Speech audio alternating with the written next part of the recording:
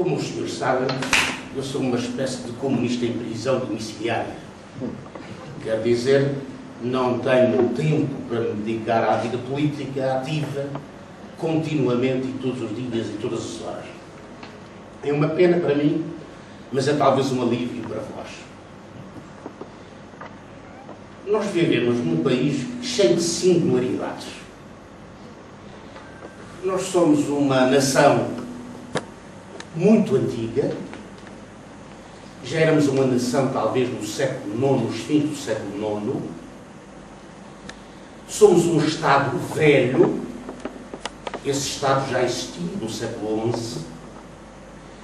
Temos a fronteira mais antiga do mundo como Estado independente, porque é, com a pequena exceção ainda não resolvida de Olivença, uma fronteira que vem desde o Tratado de Alcanices, celebrado no século XIII. Somos um povo unitário, isto é, não temos nenhuma etnia diferente da etnia que é dominante. Somos um povo que lutou e tem uma noção da independência que nunca o abandonou em circunstância alguma.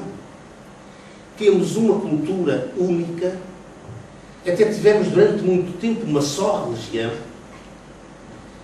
e estas singularidades fizeram do nosso país um país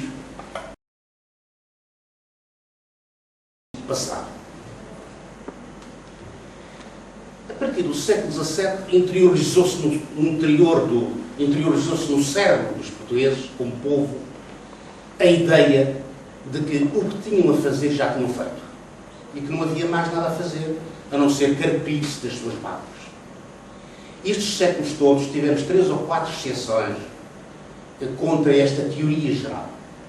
O Marquês de Pombal, a regeneração do tempo do liberalismo, a República e o 25 de Abril. Isto para um povo que fez a primeira revolução capitalista do mundo em 1385. É uma coisa notável que não se tenha conseguido estes atavismos durante 9 séculos. O 25 de Abril é uma revolução. Os marxistas sabem, desde Marx, que a revolução é o ato pelo qual uma classe derruba outra classe. E o que lhe aconteceu no 25 de Abril foi uma revolução política, isto é, um conjunto de classes que derrubaram outra classe, e foi também uma revolução social, ainda que de pequena envergadura. A esquerda tem um papel antes e depois do 25 de Abril. Aliás, tem um papel durante toda a história. Mas há um ponto em que a esquerda se distingue de tudo o resto. É sobre as razões porque o 25 de Abril foi assim e não podia ser, aliás, de outra maneira. O 25 de Abril fez sem praticamente derramar sangue, tirando o incidente que aconteceu com a ocupação da PIDE. Portanto, é uma revolução que se faz sem ser preciso, aparentemente, pegar em armas. Esta realidade tem uma explicação. E essa explicação divide a esquerda e a direita antes do 25 de Abril e depois do 25 de Abril. A explicação é o seguinte, é que os que estudaram o marxismo e praticaram a política marxista tendem sempre a considerar que uma revolução só se pode fazer. Isto é, nós vivemos agora num momento excelente para fazer uma revolução. Uma crise profunda de todo o sistema em todo o mundo e também em Portugal. Mas as revoluções não se fazem só nessas circunstâncias. Também se fazem quando o movimento está em ascensão, como aconteceu precisamente no 25 de Abril. As pessoas já não se lembram, mas a década de 60 é a década de maior desenvolvimento económico. Nós chegámos a crescer, durante 2 desses anos da década, acima de 2 dígitos no produto interno bruto. E todos os anos que crescemos nessa década, com mais avançados países europeus. A taxa do nosso crescimento era superior à de todos os países europeus. Porquê é que isto aconteceu? Aconteceu muito simplesmente porque este país, que tinha um sistema político autoritário, fascista, um sistema político onde a liberdade de expressão do pensamento, da formação de partidos, da cultura, onde não existiam liberdades, este país, digamos que começou a andar por si mesmo, independentemente do que se passa dentro dos órgãos do poder. E a maneira como começou a andar por si mesmo é curiosa. Este país começou a andar por si mesmo porque era pobre. E as pessoas tiveram que emigrar. Em 10 anos, nos 10 anos, de 1960 ao fim de 1960, saíram do país 1.600.000 pessoas. Quer dizer, se considerarmos a população portuguesa, que nessa altura não era sequer 10 milhões ainda, 15% da população de um ano desapareceu do país. Não desapareceu num ano. Isto é, num ano em que tínhamos 10 milhões, se considerarmos tudo reduzido a um ano, nesse ano 15% da nossa população desapareceu. Que consequências é que isto tem? Tem muitas consequências, já vamos ver. A primeira é esta. Se as pessoas desaparecem do país e vão procurar outros países, que países é que vão procurar? Vão procurar a Europa, que estava a desenvolver-se depois da Segunda Guerra Mundial. Já não imigram para a Venezuela, já não imigram para os Estados Unidos da América, não imigram para a África, imigram para a Europa Central, para a França, para a Alemanha, para esses países, fundamentalmente para esses países mais avançados, onde vão obter um salário que é superior aos salários que obtinham em Portugal. De repente, Portugal fica com menos 1/15 da sua população. Na década de 60 nós temos também uma guerra. E essa guerra manteve permanentemente ocupada em atividades militares 2% da população. Chegámos a ter à volta de 200.000 homens em armas. 200.000 homens, como sabem, são 2% da população.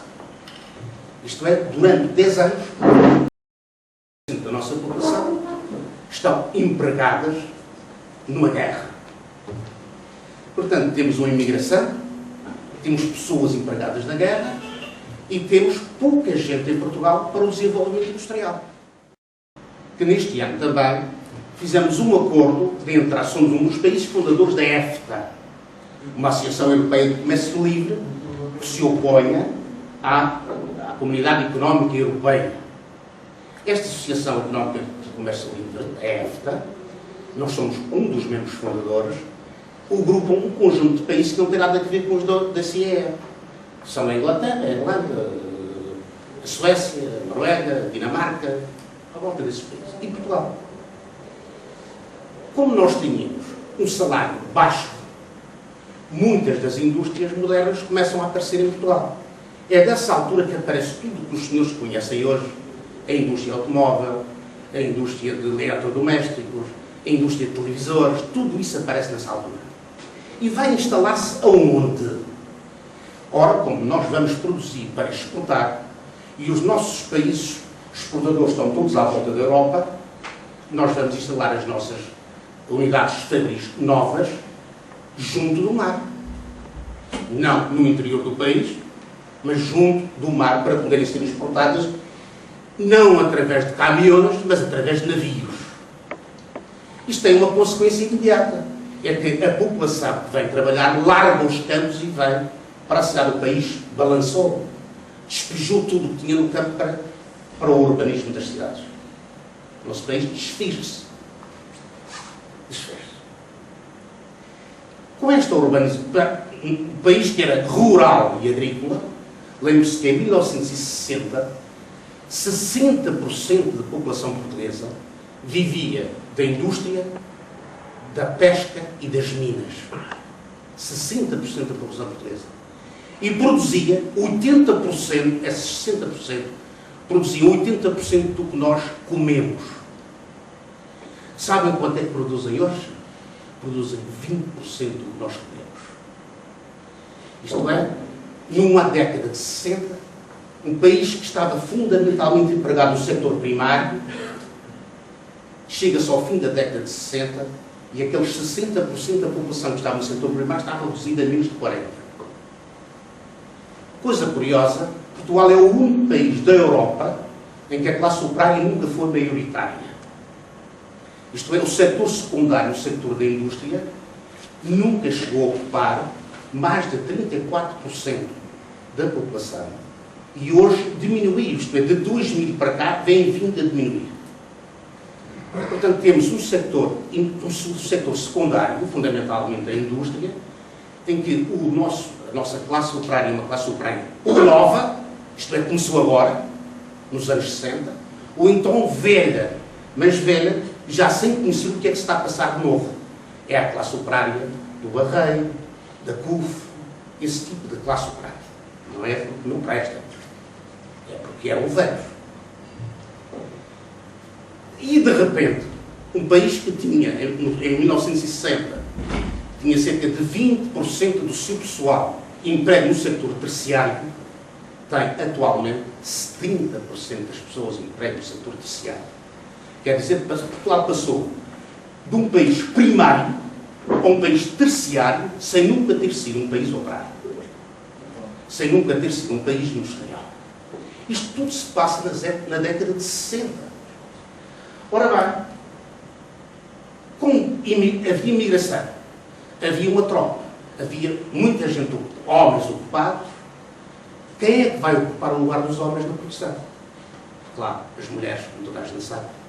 É nos anos 60 que as mulheres ocupam tudo aquilo que os homens tinham largado. Tanto na indústria de guerra, como no resto das indústrias. Só na classe operária é que a mulher não é hoje maioritária. Porque em todos os setores da produção, a mulher é maioritária, exceto na classe operária. Há uma diferença. À volta de 100 mil pessoas. A menos para as mulheres. Mas, por exemplo, no setor terciário, a mulher ocupa hoje quase 80% do setor terciário. Toda esta revolução, isto é uma revolução silenciosa, começa nos anos 60.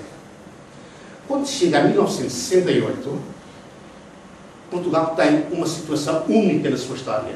Tem pleno emprego, isto é, não tem desempregado quando faz o 25 de abril. Isto é uma coisa que nunca ninguém se estuda. Mas nós não temos desempregados quando fazemos o 25 de abril. E mais, os salários tinham aumentado durante toda a década.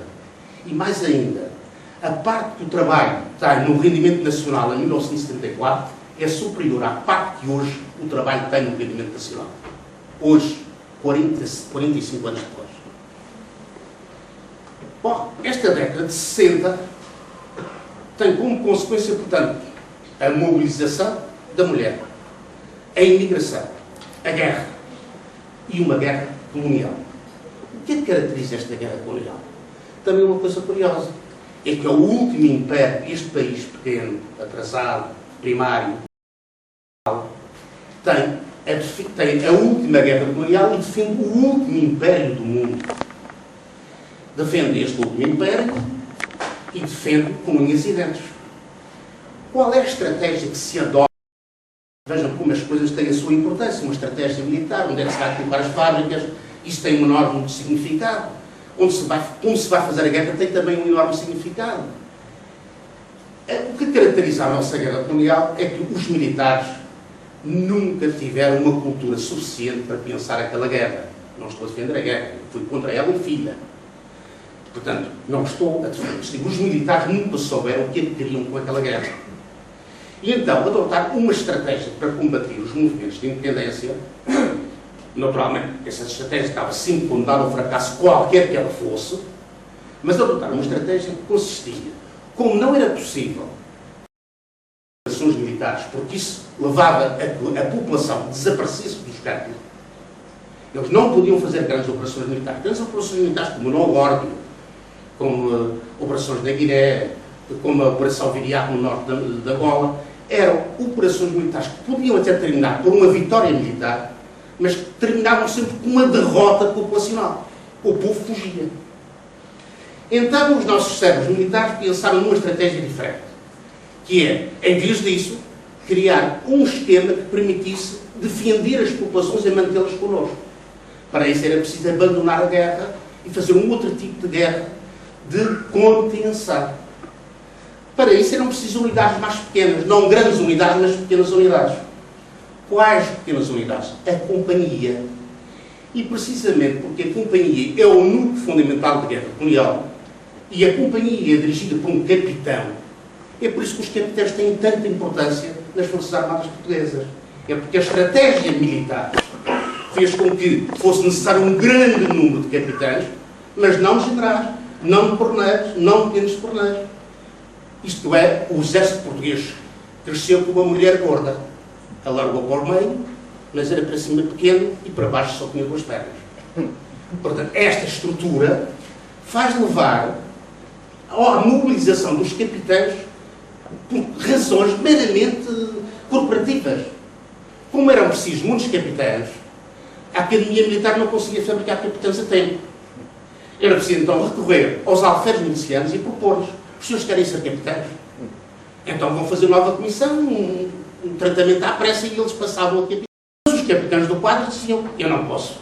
Eu que fiz um curso militar, não posso agora dividir com estes indivíduos. Limitaram a fazer uma guerra em Angola, na Guiné, em Moçambique, dividir com eles a minha carreira. E vai surgir aqui uma contradição entre os capitães da Academia Militar e os capitães milicianos. Os capitães milicianos não podiam ter os mesmos direitos que os capitães do quadro permanente. E os capitães do quadro permanente podiam ser coronéis, generais, podiam ser isto tudo, mas os outros milicianos não podiam ser. E surge aqui uma contradição que leva às reuniões dos capitães, não dos generais, dos capitães, durante muito tempo para tentar resolver isto, até que o governo publicou um decreto que igualava os capitães milicianos aos capitães do quadro permanente. E foi daí que surgiu o movimento das Forças Armadas. O movimento das Forças Armadas é um movimento que se propõe pura e simplesmente defender os interesses diretos daquele clã militar da Escola do Exército, o do clã dos capitães.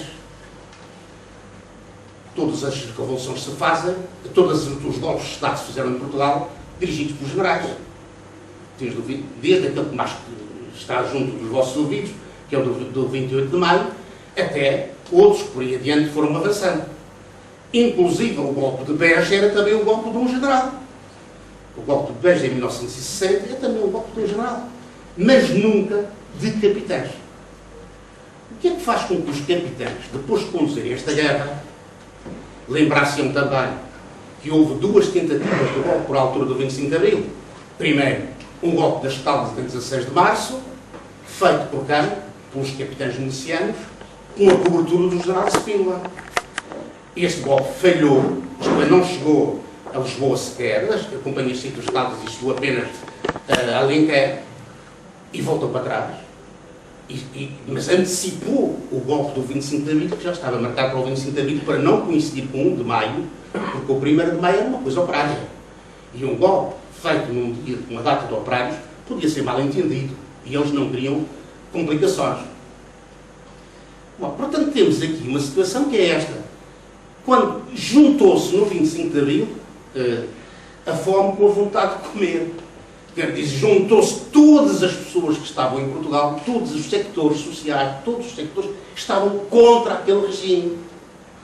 Os militares, porque já estavam fartos de guerras e mais guerras. Os operários, porque achavam que, apesar de tudo, os seus salários eram inferiores aos salários europeus. Incomparavelmente inferiores. Mesmo assim, não se esqueçam que, no 25 de Abril, lutava-se por um salário mínimo nacional para a indústria de 3.000 escudos. E em 1974 foi aprovado o salário mínimo para a indústria no valor de 3.300 escudos. Os senhores sabem que, em termos reais, este salário só foi ultrapassado em 1998. Quer dizer que o que ganhámos em 1974, os 3 contos e 300, em termos reais, era superior a todos os salários mínimos que houve até chegarmos a 1998. Ninguém sabe, mas é verdade. São fatos. Quer dizer, a Revolução faz-se numa situação em que em Portugal não havia uma crise, mas sim um desenvolvimento acelerado. Numa situação em que estruturas tradicionais portuguesas tinham sido completamente rompidas, com o aparecimento da mulher da indústria, com a imigração, com uma guerra colonial que já não era suportável. Tudo estava de acordo, ainda estar abaixo do Chile. E, portanto, assim.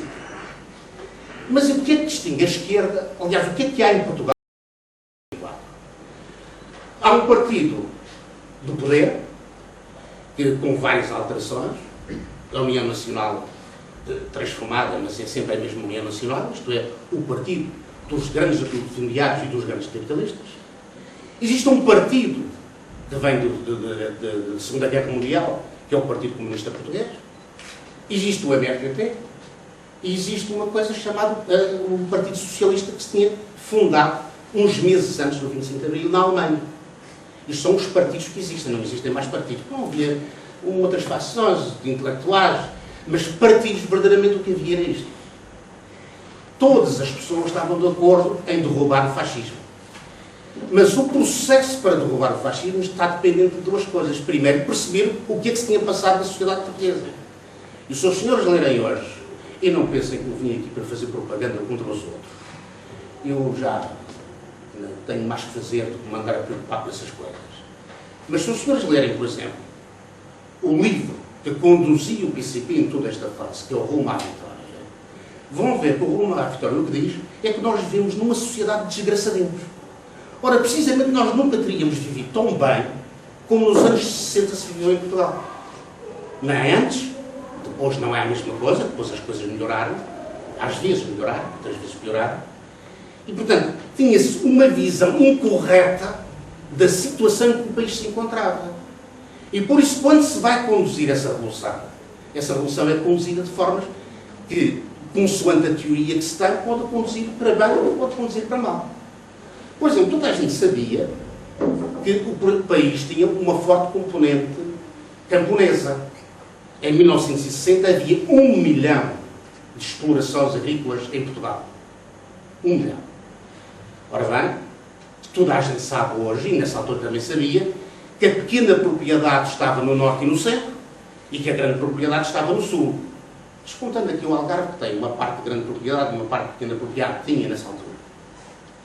Bom, portanto, havia 1 milhão de propriedades. Em 1970, havia apenas 750 mil propriedades agrícolas.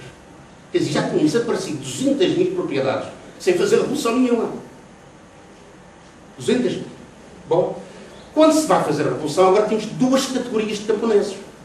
Temos uns camponeses que vivem em terras de grande latifúndio e temos uma esmagadora maioria de camponeses que vivem em pequenas propriedades. A condução desta luta é a questão que decide da vitória ou da derrota da revolução. Ou bem se compreende que os camponeses têm, os pequenos camponeses, que têm aquelas imensas propriedades, mas não produzem nada que sirva, nada que preste, nada que possa competir com os mercados europeus, têm de ser apoiados, para eles para apoiá-los, ou não se compreende isto. E pensa-se que a revolução está no Alentejo, e evidentemente a derrota vai ser fatal para o destino, tanto para o Alentejo como para o resto. Porquê? Porque o pequeno camponês ficou ansioso. Se num grande latifúndio os trabalhadores rurais sabem que se ficarem com o latifúndio está tudo bem, o patrão é só um latifúndio enorme, porque é que há de se pegar nisto e dividir isto em partes? Não, isto fica tudo para quem trabalha a terra, tudo certo. Mas agora vão ao Minho e vão às beiras e não têm esta propriedade. E o que é que vão fazer à propriedade? Vão nacionalizá-la? Ora, o camponês vai estar contra a revolução que nacionaliza aquela propriedade. Como é que o camponês pode participar naquela revolução? Se o Estado lhe der garantias de que não nacionaliza a terra e o apoia na produção até ele atingir os níveis que outras classes sociais já atingiram em Portugal. Isto não foi feito, isto é uma das razões porque a revolução foi derrotada, é uma das razões porque há uma esquerda que defendia que isto devia ser assim e outra que defendia que não devia ser assim. Consultem os documentos. O MDP-CDE ou PCP defendiam um referendo nacional para a guerra colonial. Quer dizer, a ideia era esta. Vamos fazer em Portugal um referendo a perguntar aos portugueses se eles querem ou não a independência dos povos das colónias. Mas isto tem lógica. Isto é, nós vamos perguntar, se suponhamos que os portugueses dizem que sim, que não devemos dar independência à Guiné, a Moçambique, a Cabo Verde, a Angola. O que é que vamos fazer? Vamos continuar a guerra? Portanto, esta teoria de fazer um referendo para decidir da guerra é uma teoria suicida. É uma teoria suicida e perigosa. Porque se naquelas circunstâncias o povo tomasse uma decisão errada, a decisão de continuar a guerra, nós teríamos que continuar a guerra, porque o referendo tinha sido o de não dar a independência às colónias. Portanto, não se compreendeu que havia povos diferentes e que a luta dos povos de Angola, da Guiné, de Moçambique, pela sua independência, era também a favor da independência de Portugal. E que essa luta era ajudar a nossa revolução em vez de prejudicar a nossa revolução. Mas era isso que se fazia. E com uma atitude incorreta de uma parte daquilo que se chamava a esquerda, acabou por fazer da descolonização, a descolonização que toda a gente percebeu que foi incorretamente feita também. Bom, a seguir à Revolução, a Revolução triunfou porque o povo, toda a gente estava a favor do derrubamento do fascismo, mas depois é preciso saber o que é que o povo quer. Quer dizer, já se sabia o que é que o povo não queria. Não queria o fascismo. Agora, o que é que ele quer? E o PCP dizia, o povo quer uma revolução e um socialismo igual àquele que existe na União Soviética. Mas durante os anos 60, 10 anos, eu e outros, andaram a explicar que na União Soviética não havia socialismo. Que na União Soviética as revoluções que tinha feito não eram uma revolução socialista. Que o povo não tinha direitos na União Soviética. E, no entanto, quando se fez a Revolução em Portugal, se disse exatamente o modelo soviético. E esse modelo só podia conduzir ao desastre, como efetivamente acabou por conduzir.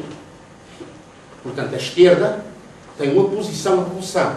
E aquilo que se chama hoje esquerda, PS, PCP, RPP e outros, já não põem os partidos da direita, só os que se reclamam da esquerda, têm ideias diferentes. E se as ideias estão incorretas, a revolução perde-se. Se as ideias são corretas, a revolução pode triunfar. Quando se começa a revolução, começa-se primeiro por resolver o problema colonial, à força. Quer dizer, foi o povo que empurrou, os senhores devem estar lembrados, têm todos idade para isso, foi o povo e os militares, os soldados, os marinheiros, que empurraram para a independência. Porque eles não queriam dar a independência. Mesmo o PCP, os senhores lembram-se perfeitamente, e não veja nisto uma campanha contra o PCP, porque eu estou a falar de história, já não estou a falar do presente.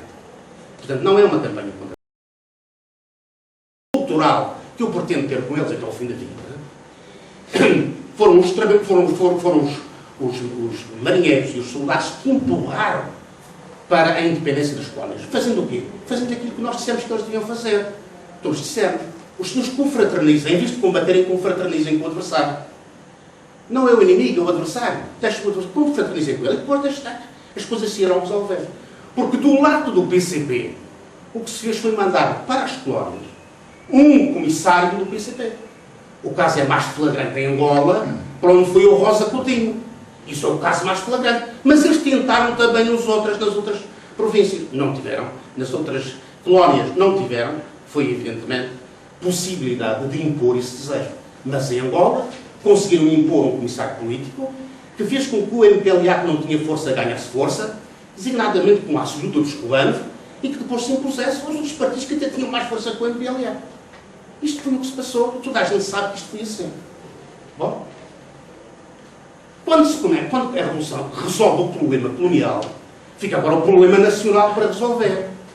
E os problemas deviam ter sido resolvidos em conjunto e não em separado. Deviam ter sido resolvidos em conjunto. Porquê é que deviam ter sido resolvidos em conjunto? Porque se fossem resolvidos em conjunto, havia 200 mil homens em armas, que eram os soldados e os marinheiros, isto é, 2% da população armada, que podia ajudar a resolver o problema. E eu, quando digo população armada, refiro-me a soldados e marinheiros, não me refiro ao MFA. Que aliança é que se fez? Fez-se uma aliança com os soldados e marinheiros? Com os trabalhadores, com os operários? Ou fez-se uma aliança com os capitães e os generais que fizeram o MFA? Toda a gente sabe que o que triunfou, sob pena de não se poder concorrer a eleições, foi a aliança com o MFA. O MFA publicou um pacto, foi feito um pacto MFA-partidos, e quem não assinou aquele pacto, como foi o meu caso pessoal, quem não assinou, e partidário na altura, quem não assinou aquele pacto não podia participar nas eleições, não podia participar em nada. Todos os partidos participaram no pacto MFA-partidos, com exceção do MRPP, que é irrelevante, naquela altura até era irrelevante o caso. Bom, depois de ter feito este pacto com o MFA, toda a gente sabe que quando se faz um pacto, uma aliança, ganham uns e ganham outros. Não se pode fazer um pacto com ninguém para só uma parte desse pacto ganhar. não se pode fazer uma aliança com ninguém para só uma parte disso para enganar a outra parte. Isso não é possível fazer. Bom, acaba-se de resolver o problema colonial erradamente, desarmando os soldados e os marinheiros, 200 mil, o povo não tem armas, faz-se um pacto de enfiar partidos e começa-se então a tentar fazer a tal revolução que também se fez na antiga União Soviética. E a primeira coisa que se faz, qual é? Aproveitando o 11 de março e o golpe de Spínola, do 11 de março, avança-se para um salto que é a nacionalização da propriedade. Isto é, a nacionalização de toda a empresa industrial que existia no país. A indústria foi nacionalizada. A banca foi nacionalizada. Os seguros foram nacionalizados. Mas não foi nacionalizada uma única companhia estrangeira. Quer dizer, o sinal que se deu foi este. Os estrangeiros podem continuar a explorar à vontade. Só não se permitem que os melos, os champolimos e outros continuem a explorar. Mas os melos e os champolimos são as testas de ferro dos estrangeiros. E os estrangeiros acabam por suportar os melos e os champolimos e um dia eles vão regressar como regressaram efetivamente. E agora, faz-se essa nacionalização e quem manda nessa nacionalização? Aqui também surgem duas posições. Uma esquerda verdadeira e uma outra esquerda que não, na verdade não é esquerda. A ideia era que, uma vez nacionalizadas as indústrias, os bancos, os seguros, a base do socialismo estava construída. Mas isto não é verdade. Porque hoje agora vemos, nesta crise que está a passar, que os bancos estão a ser nacionalizados e ainda não estão a criar nenhuma base do socialismo. Hoje é que se vê. Hoje, a forma de salvar o capitalismo é nacionalizar a banca. Não é de derrubá-lo, é de salvá-lo. Os bancos começam, como aconteceu com os bancos ingleses, como aconteceu com bancos americanos, como já aconteceu com 2 bancos portugueses. Isto é, a nacionalização da banca, a nacionalização da indústria, a nacionalização dos seguros, não é uma forma de construir o socialismo. O que é preciso, além da nacionalização? A classe que fica com esses bens em mão não seja a classe dos capitalistas.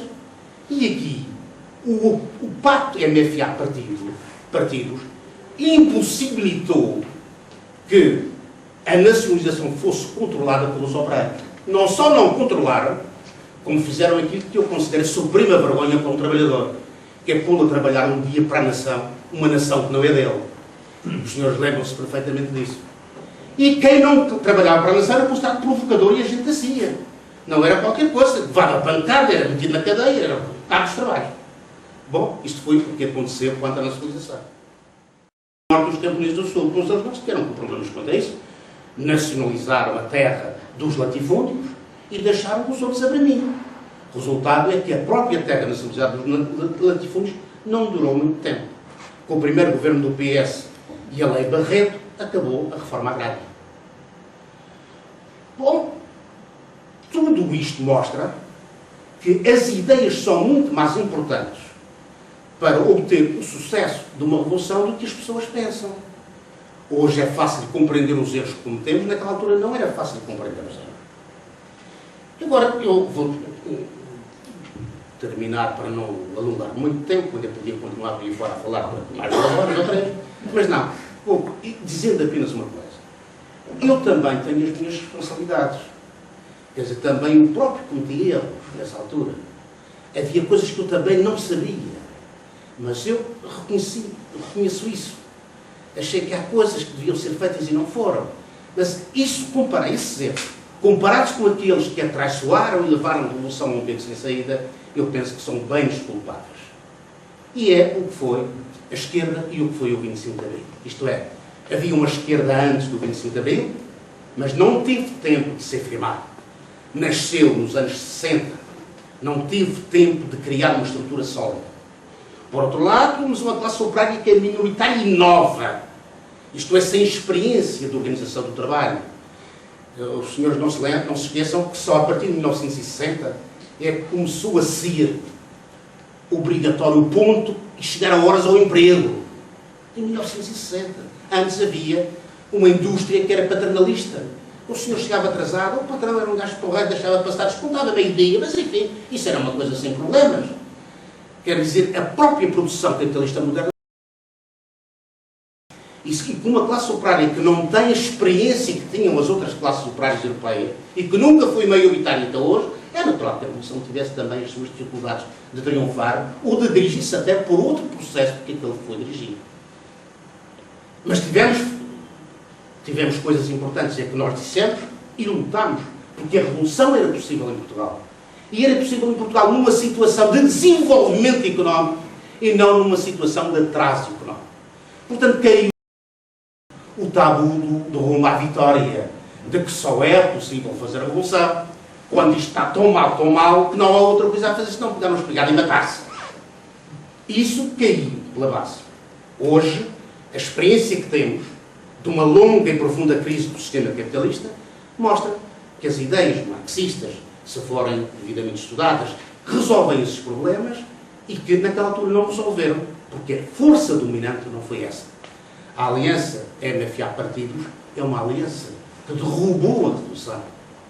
Quando os senhores viram gritar na rua o slogan "O povo unido jamais será vencido", os senhores estavam a ouvir na cara o slogan que levou ao derrubamento da Revolução no Chile. Era exatamente o mesmo. E eles queriam repeti-lo em Portugal, porque sabiam que ia levar ao derrubamento da Revolução também no nosso país.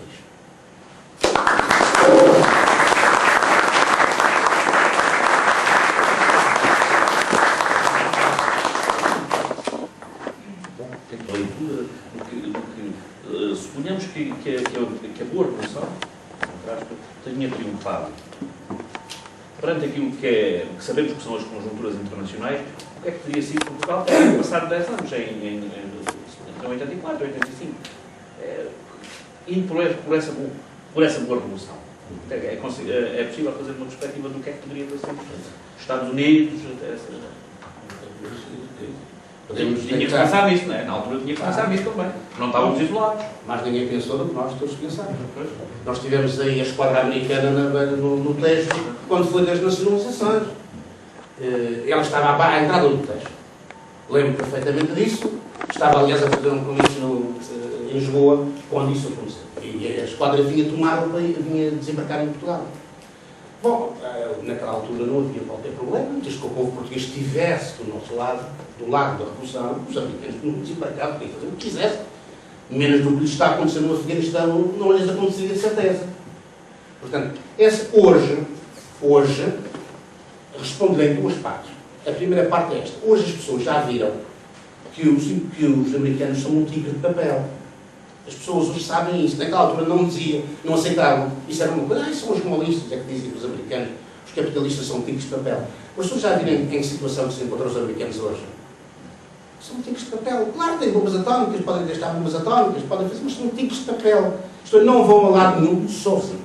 Eles não desembarcaram no Iraque. Mas depois, agora estão a tentar fugir o mais que podem rapidamente do Iraque. Eles não tentaram, não destruíram o Afeganistão, mas estão a tentar resolver o problema, metendo lá os outros em lugar deles. Estas coisas isto é um primeiro ponto. O primeiro ponto é que os americanos não têm a força toda. Por outro lado, a Revolução, se tiver o apoio do povo, e se satisfizer os interesses do povo, lutará e vencerá sempre. Mais dia, menos dia, mais ano, menos ano, acabará por vencer sempre. Portanto, o que é que nos esperaria, indo concretamente ao caso, se tivéssemos feito uma revolução correta, o que é que nos esperaria? Várias coisas. Por exemplo, era de esperar talvez uma invasão espanhola. A divisão Bornet do Franco está estacionada em Madrid para chegar a Lisboa. Portanto, é uma divisão que os espanhóis têm, ainda hoje a têm, para o caso ser necessário para Lisboa. Chama-se a divisão Bornet. Toda a gente sabe isso. Só os portugueses que estão no governo é que não sabem. Ou fingem que não sabem, ou têm medo de dizer que sabem. Há qualquer coisa que inventa. Por exemplo, os senhores sabem que o Franco tirou o curso de Estado-Maior em França, em Espanha, com uma tese que era a ocupação de Portugal em 24 horas. Franco, ainda lá está, no Estado-Maior da tese. Portanto, é natural que houvesse invasões, mais até do que no lado americano, que houvesse intervenções estrangeiras em Portugal. A questão é esta. Se os camponeses têm um problema corretamente resolvido E os assalariados rurais alicianos têm esse problema resolvido. E os operários têm os seus problemas resolvidos. Eles lutam. E ninguém os vence. Não há nada que os possa vencer. Não se pode deixar de fazer uma revolução pensando que a revolução vai perder. Não, as revoluções fazem-se porque têm objetivos que têm que ser atingidos. Sabe o que é que acontece? Posso responder dizendo-lhe assim: pois não fizemos a revolução naquela altura, agora temos que fazer em piores condições. Mas temos que fazê-la. Porque não estão os problemas resolvidos, alguém tem que fazê-la. Se não forem, serão os meus filhos, se não forem os meus filhos, serão os meus netos. E quem diz os meus filhos, diz os vossos. Quem diz os meus netos, diz os vossos. Alguém terá que fazê-lo, mais cedo ou mais tarde. Portanto, não há, a situação não se pode pôr. Essa pergunta tem a sua razão de si e tem uma certa lógica. Mas a pergunta tem por trás de si a ideia que é esta: bom, as revoluções custam caro. E a falta de revoluções não custa caro. Veja só isto. Havia 1 milhão de propriedades agrícolas em 1960. E hoje há 50 mil empresários agrícolas. 50 mil. Quer dizer, só 50 mil indivíduos vivem exclusivamente da agricultura em Portugal hoje. Para onde é que foram os outros 950 mil? Quer dizer, isto foram expropriados. Mas não foram expropriados pela Revolução Socialista. Foram expropriados pela Contra-Revolução Capitalista. Quer dizer, foram todos expropriados porque o nível de preços da União Europeia, os subsídios da União Europeia, levaram a que essa gente ficasse sem terra e sem indemnização. O pior é que ficou sem terra e ficou sem indemnização. Eu, quando digo que há 15 mil empresários agrícolas registados em Portugal hoje, não me enganei. Quer dizer, não são 14.999, são exatamente 15 mil, é o que as estatísticas dizem. Só há 15 mil empresários a vida da agricultura em Portugal atualmente. Tudo o que vem da União Europeia é para esses 15 mil. Não chega a mais ninguém. Eu quero dizer que não há mais camponeses além desses. Não, eu não disse isso. Eu disse que a viver da terra, empresários agrícolas, há apenas 15 mil. Mas eu sei que há muitas propriedades onde operários, empregados e outra gente vai lá cultivar a sua horta.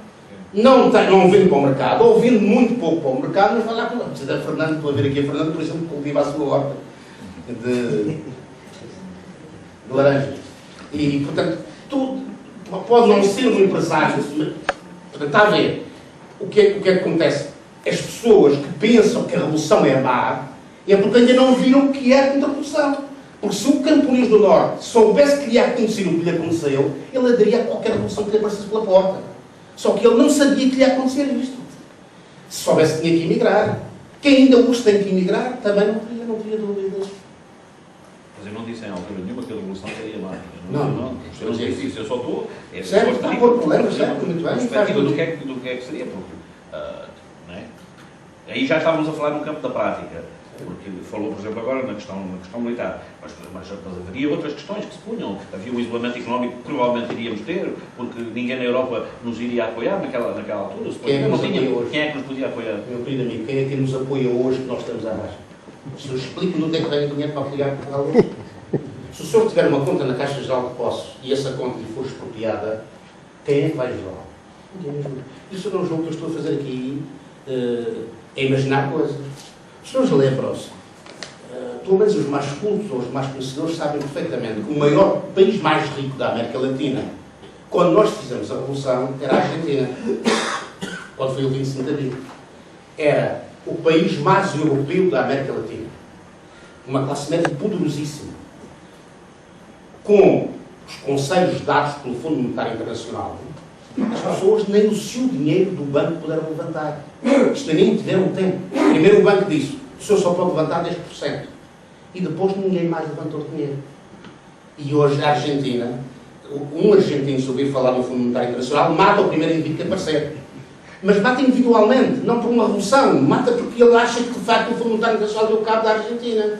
Portanto, estas coisas, quando o meu caro amigo diz tudo bem, alguém, ninguém nos ajudava, nós ficávamos sem possibilidades. Está bem, mas vejam uma coisa. Em 1960, 80% da nossa comida era produzida pelo setor primário, pescas e agricultura. Digamos que nós, para não morrermos de fome, pouco mais precisávamos. Pouco mais precisávamos. Portanto, não era por causa disso que a gente ia morrer de fome. Se eles não nos comprassem as coisas, não era por causa disso. Mas pior é fazer aquilo que fizemos, que foi grande agricultura, grandes unidades industriais. O que é que se vai produzir nas unidades industriais? O PCP decidiu, com aqueles diversos congressos da reforma agrária, que se devia plantar, fundamentalmente, para não dizer exclusivamente, trigo. Portanto, o Alentejo fiz exatamente aquilo que já no tempo de Salazar se fazia. O Alentejo é o pão. O mandou plantar trigo. Não havia diferença nenhuma. Mas nós já vimos aqui, por vários exemplos, que uma pequena coisa pode ter uma enorme importância. Por exemplo, entramos na EFTA, as indústrias vieram para as grandes cidades. Vieram os trabalhadores para as grandes cidades. Não havia casas, fiz-se barracas. Não havia transportes, fiz-se um sistema de transportes caótico. Quer dizer, cada vez que se dá um passo na política, se não se sabe prever, é um desastre. É um desastre completo. Ora, estes indivíduos mandaram plantar trigo. Portanto, resultado, derrubaram os oliveiras para plantar trigo. Derrubaram os chaparros para plantar trigo. Derrubaram-se tudo o que havia para derrubar para plantar trigo. E nunca se produziu tanto trigo. E depois, qual foi o resultado disso? O trigo, na Europa, mesmo assim, a Europa vendia trigo a Portugal por metade do preço que a gente não conseguia fabricar.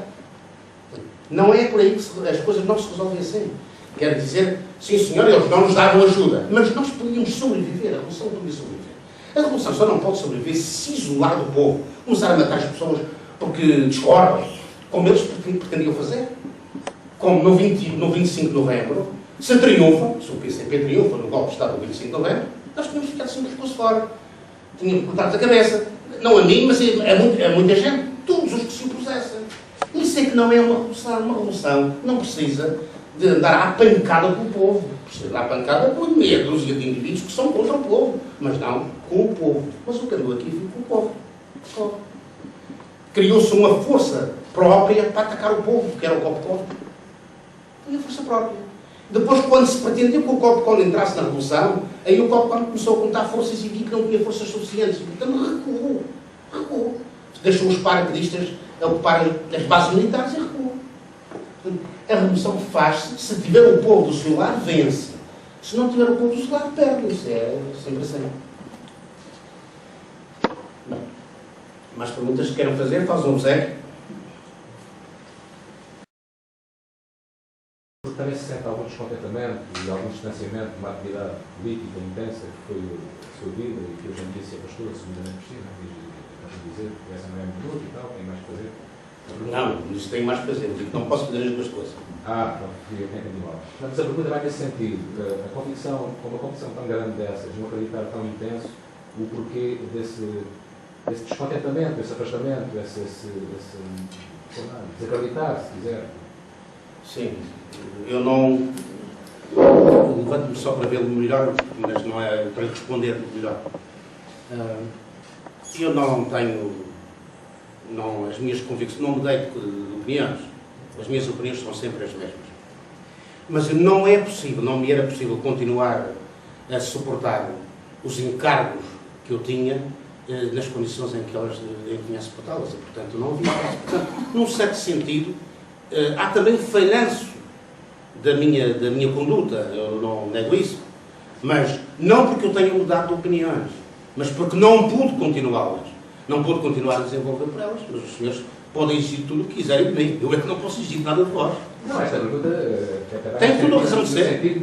Toda a razão de ser. Um incentivo, não dá falta. Olha, um dia pode ser que eu ainda faça falta em algum lugar. Mas não é por mim que a Revolução não se fez. 25 anos depois do 25 de Abril, que foi a última revolução que historicamente tivemos no nosso país,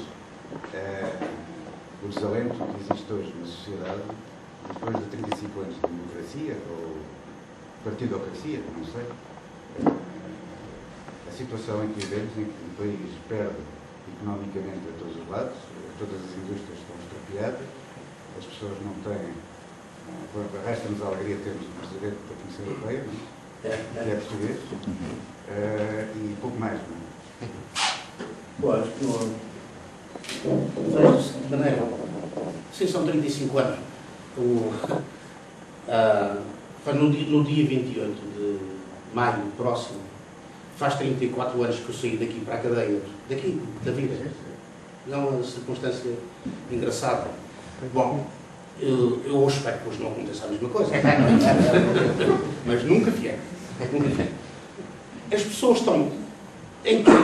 Nós devemos examinar esse descontentamento que o senhor, com muita clareza, expôs, dentro daquela coisa que eu comecei por dizer no princípio. Nós somos uma nação velha, somos um Estado antigo, somos tudo isso. Fizemos a primeira revolução capitalista da Europa, a primeira revolução democrática. Fizemos os descobrimentos, isto é, criámos as bases da primeira globalização, do mercado mundial para o capitalismo. E a partir de certa altura entramos num período em que nós próprios interiorizamos como cultura nossa esse desespero. E esse desespero tem apenas 3 ou 4 momentos em que é quebrado, um dos quais é o 25 de Abril. Portanto, um povo que tem estas características tem virtudes e tem defeitos. Um dos defeitos é este. Não vale a pena avançar com as coisas antes do tempo ou empurrar para a frente com a barriga. Não dá resultado absolutamente nenhum. As coisas têm que ser feitas como devem ser feitas. Por exemplo, quando faz agora 200 anos que os franceses ocuparam Portugal. O exército de Napoleão ocuparam Portugal. O rei fugiu para o Brasil. Todos os reis portugueses, todos os dirigentes portugueses fogem quando há qualquer coisa difícil. Não foi só o Barroso o último a fugir. Se nota que a fuga dos responsáveis portugueses quando há um problema é o que caracteriza os portugueses. Os dirigentes portugueses. Ninguém enfrenta o touro. Tudo deixa de foge. Mas há 200 anos eles não se limitaram a fugir. Fazem exatamente aquilo que o Sócrates faz hoje. Isto é, não só fogem, como diz o senhor, não se mexa, tenham calma, isto vai se resolver, com o tempo isto lá chega. Quer dizer, não só fogem a resolver os problemas, como desmobilizam para a resolução dos problemas. Isto é o que tem caracterizado o nosso povo. Se eu penso que os povos são todos assim, é completamente enganado. Isto é o povo que nós temos. É aquele lado dos castelhanos. Já não digo a todos os espanhóis, mas é os castelhanos, os tipos têm uma maneira de ser completamente diferente desta. Mas nós temos esta maneira de ser. Agora vamos ver. Temos razão de estar desanimados? Isto é que interessa saber. Porque desanimados sempre estiveram. Quando eles fugiram, sempre que o governo fugiu, tivemos um povo atrás a levantar-se. Logo, nas revoluções francesas, que eu dei o exemplo, foi o povo português que se levantou contra aqueles indivíduos. Porque senão, os gajos levavam tudo em mais alguma coisa. Os senhores sabem que o senhor tem uma ideia, os senhores têm uma ideia da crueldade do povo português em relação aos exércitos napoleónicos. Não têm ideia absolutamente nenhuma. Mas, por exemplo, em Coimbra, Macena deixou 200 indivíduos no hospital de Coimbra feridos. 200 dos seus soldados. Ainda não tinha chegado a Alenquer, os soldados já estavam mortos. Quer dizer, os próprios enfermeiros mataram os soldados. Quer dizer, ninguém faz ideia do que é o povo português. Por exemplo, na segunda invasão francesa de Soult, que ocupou o Porto, quando chegaram a Carvalho deste, que é uma coisa que fica ali no norte do país, travou-se o primeiro combate. E o general que comandava as forças portuguesas retirou para o Porto a tropa em Braga, a povoação de Braga, o povo de Braga, agarrou o tipo, mas o seu Estado-Maior e matou-os todos. 30 e tal oficiais, por terem fugido. O senhor não faz ideia do que é o povo português. O povo português aparentemente tem essa bonomia. Não aceita absolutamente nada. Ele não aceita absolutamente nada. É capaz das maiores barbaridades que o senhor pode pensar. E eu acho que isso é que é um povo. É por isso que ele tem 900 anos de existência. Senão já não existia. Já tinha desaparecido completamente. Agora, o que é que o povo pensa? O povo pensa isto. Quando apareceu o Sócrates que pedia a maioria absoluta porque ia resolver os problemas que o Barroso não resolveu. Passaram-se 4 anos e não resolveu nenhum, como colocou o país numa situação dramática. O senhor sabe o que é que o povo português vai fazer? Nem sabe, nem o sei. Mas uma coisa eu lhe garanto. Mais cedo ou mais tarde, o gajo perde completamente o poder. Pode levar mais uns dias ou não. E agora, lembre-se disto, o povo português vai passar a ser mais exigente em relação a todos os seus políticos. Vai passar a desprezá-los mais. Vai desprezá-los, que é o que eles merecem. É desprezá-los. E vai ser cada vez mais exigente. Portanto, não se pense que o povo português está derrotado. Não, quem está derrotado é a classe dominante. que não sabe resolver os problemas que se lhe depararam. Mas o povo português não está. E essa derrota nós não devemos interiorizar. Também não devemos, como eu disse, empurrar com a barriga para a frente. Isto não vale a pena fazer aquilo que o Copcon começou a fazer no norte do país. Primeiro mandou um exército de imbecis, mais ou menos universitários, a catequizar o povo. Porque o povo era de tal modo estúpido que era preciso consciencializá-lo. Bom, foram consciencializá-lo, primeiro ouviram-nos, depois correram-se a pontapé e depois desapareceram os catequizadores, desapareceram. Isto é preciso compreender que o povo só compreende as coisas quando as condições materiais levam a essa compreensão. Não vale a pena dizer mais nada, por exemplo, não vale a pena dizer agora ao povo português que não deve dar a maioria aos Sócrates, porque provavelmente não vai dar já com essa decisão. Provavelmente não irá dar essa maioria. Mas não vale a pena dizer o senhor não vota nesse indivíduo, porque o povo, e o senhor vai-me fazer a pergunta, então em quem é que eu vou votar? O senhor, que é que sou eu? O senhor diz que está em prisão domiciliária. Portanto, não posso votar em si. O senhor faz essa conversa toda, mas eu não posso votar em si. Não pode. Isto está de certeza absoluta. Não há dúvida nenhuma. Mas agora, não é, será que é pelo voto que estas coisas se resolvem? Será que com o voto nós temos alguém que substitua o Sócrates e que vai lá fazer bem? Isto é o que os senhores estão... É o problema que nos põem. Os senhores dão a resposta que quiserem. Dão a resposta que quiserem. Nós ficamos à espera que essa resposta há de ser dada. Mas pelo caminho das eleições, 35 anos de eleições, chegámos a isto. Foi preciso.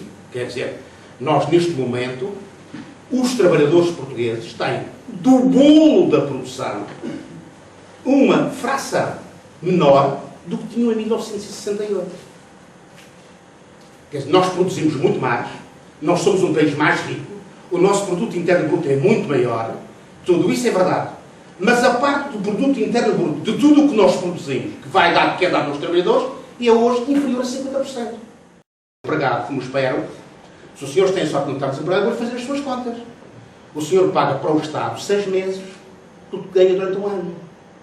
O senhor até julho trabalha para o Estado. E de junho em diante, o senhor trabalha para a sua família. Este país pode aguentar muito tempo?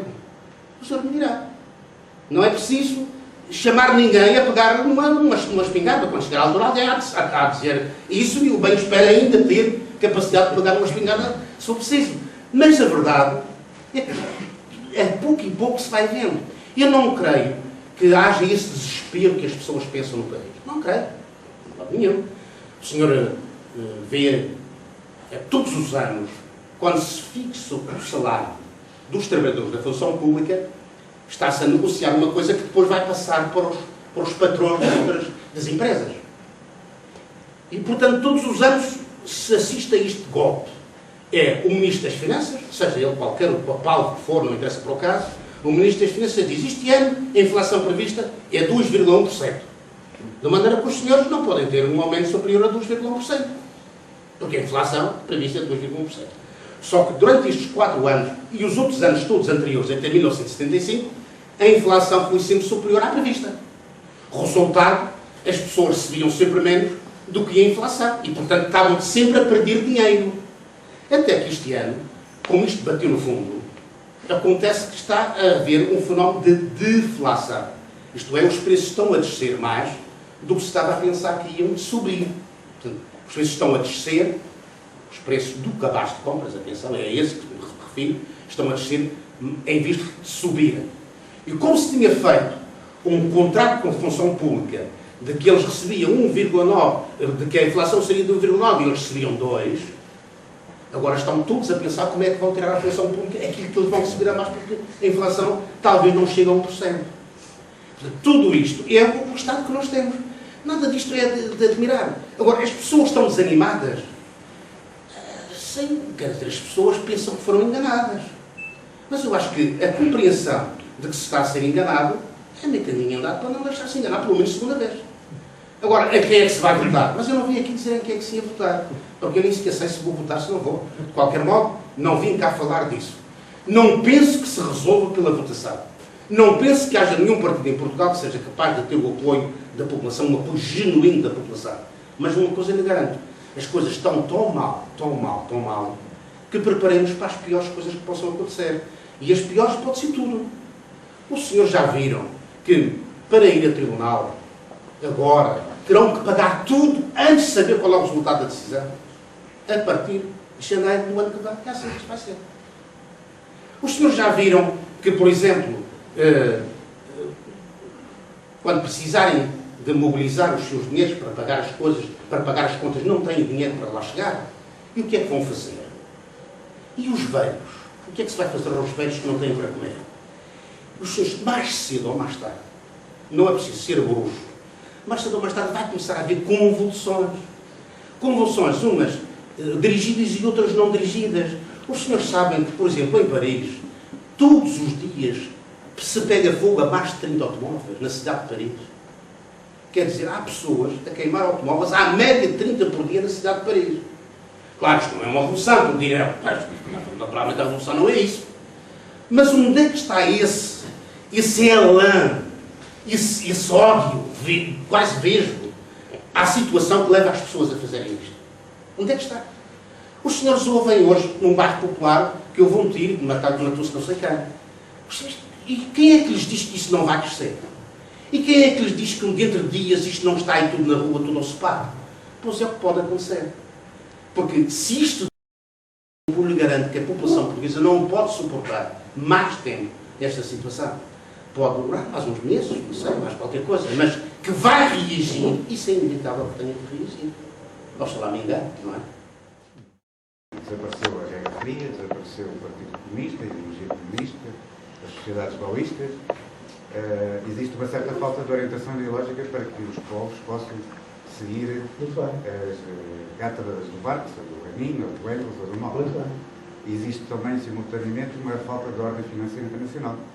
Os bancos estão falidos, existe a fuga dos políticos para as administrações da banca, acontece facilmente quando eles perdem as eleições e continuam a dominar a situação. Existe um certo controle nunca visto a nível da imprensa, existe um medo de falar. Quando hoje, em 2009, não sabia o que é que ia acontecer depois deste bloco. Certo. Gostaria de deixar esta questão aberta, sendo uma pessoa... Sim. Eu digo, agora então, nesse caso, eu vou ter uma conversa amável consigo sobre isso. Não é verdade que não se esteja a discutir esse assunto.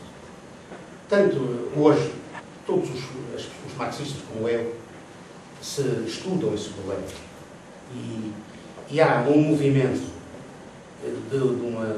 chamamos de uma elite mundial do marxismo, não sei como é que lhe é de chamar, que tem representantes dos Estados Unidos da América, que tem em Portugal, que tem em França, que se coloca para ver esses problemas. Onde é que erramos? Estamos a falar da esquerda. Onde é que erramos e por onde é que não devemos errar? Isto é, o que é que está mal feito e o que é que não está feito. Isso leva tempo. Leva algum tempo a produzir resultados palpáveis. Mas uma coisa que lhe garanto é isto. Esta crise financeira internacional foi a alavanca que fez com que esse movimento desse salto extraordinário. Existe um movimento ideológico internacional com pessoas que não estão ainda ligadas entre si e que está a estudar todos estes problemas uns atrás dos outros. A Monthly Review, por exemplo, é uma das revistas americanas que publica isso, apesar de ser nos Estados Unidos da América, publica todas as contribuições teóricas para onde todos os marxistas que estão mais ou menos nas minhas condições colaboram. Portanto, há neste momento uma produção teórica internacional como nunca houve como só houve antes de 1917. Portanto, isso existe. Portanto, mas agora, um dos problemas que se põe é que tipo, põem-se vários problemas. Infelizmente, não sei o que é que temos, mas põem-se vários problemas. Um dos problemas é este. Que classe é que temos hoje no mundo? Classes sociais. Então, houve um tempo em que os operários eram a classe que conduzia a revolução. Mas nós já vimos que em Portugal essa classe é minoritária. E cada vez será mais minoritária, porque o tipo de produção capitalista que está em vigor leva à produção do setor terciário e não do secundário. O secundário só faz a base alimentar para ter a viga, para poder pôr a casa de pé, digamos assim. Não faz mais nada.